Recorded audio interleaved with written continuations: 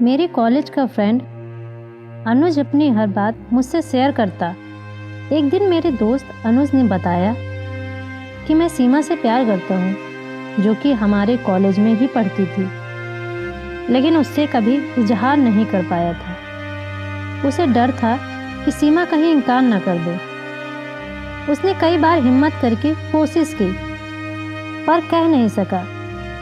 वह सीमा के पास जाता और सीमा के पूछने पर इधर उधर की बातें करके वहाँ से चला जाता, पर अपने दिल की बात ना कह पाता। फिर उसने मुझे सारी बात बताई तो मैंने उसे साहस दिया। मेरा साहस पाने के बाद अनुज बड़ी मुश्किल से सीमा के सामने गया और डरते डरते अपने प्यार का इजहार कर ही दिया। अनुज की आंखें बंद थी। उसके आसपास मानो सन्नाटा सा छा गया हो और जैसे सब थम सा गया हो। सीमा भी उसे बेहद पसंद करती थी, पर बदनामी के डर से कभी कह ना सकी। पर अनुज ने उसे प्रपोज किया तो वह उसे इनकार ना कर सकी और उसने अनुज का प्रपोजल एक्सेप्ट कर लिया और अनुज खुशी से पागल हो उठा, मानो जैसे दुनिया की सारी खुशियां उसे मिल गई हों।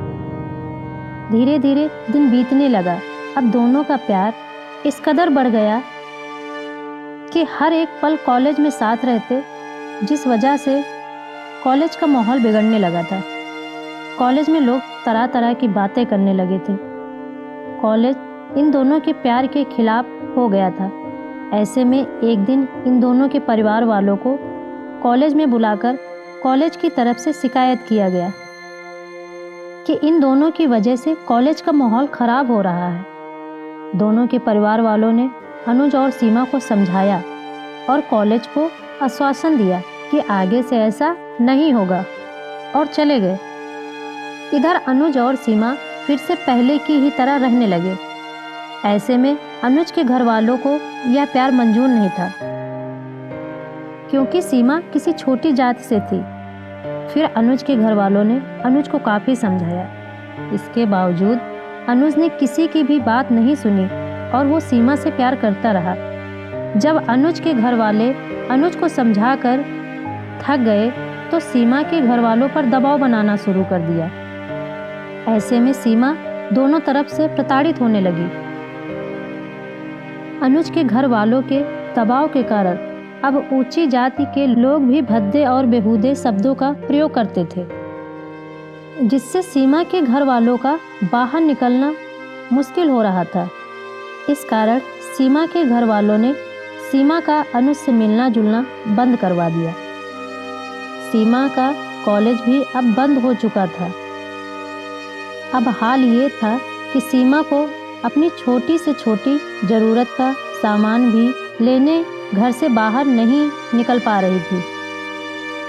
एक दिन सीमा ने अचानक डिप्रेशन में आकर खुदकुशी कर ली। जब ये बात अनुज को पता चली तो वह पागल सा हो गया, पर उसके घर वालों ने अनुज को घर में ही कैद कर दिया, जिससे कि अनुज सीमा के अंतिम दर्शन भी नहीं कर सका और जोर जोर से चिल्लाने लगा और अब पागलों जैसे रहने लगा।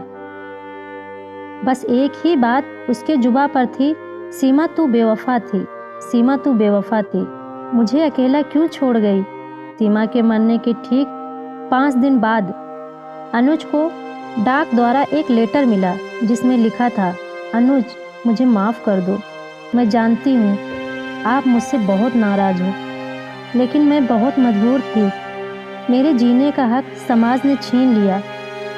मैं अब ये सब और बर्दाश्त नहीं कर पा रही थी, लेकिन प्यार का हक कभी नहीं छीन पाएगी। आई लव यू अनुज, अपना ख्याल रखना।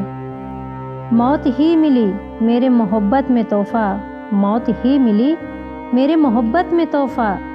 खुदा भी कितना खुश है इस तोहफे को देखकर, खुदा भी कितना खुश है इस तोहफे को देखकर।